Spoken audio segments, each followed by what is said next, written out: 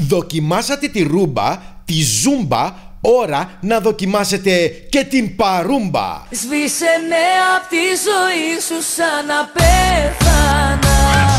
Η παρούμπα είναι ένα νέο είδος γυμναστικής που συνδυάζει γυμναστική, χορό και πολλά γαρίφαλα. Τι σε πιάνει και με ψάχνεις και τρελαίνεσαι.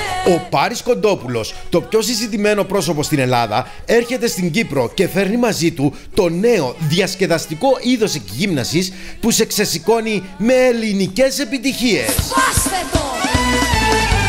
Εδώ σε θέλω καρδιά μου. Κυριακή 8 και Τρίτη 10 Μαρτίου στο Δάλι και την Δευτέρα 9 Μαρτίου στο Αθλητικό Κέντρο Ποσειδόνιο στο Παραλίμνη.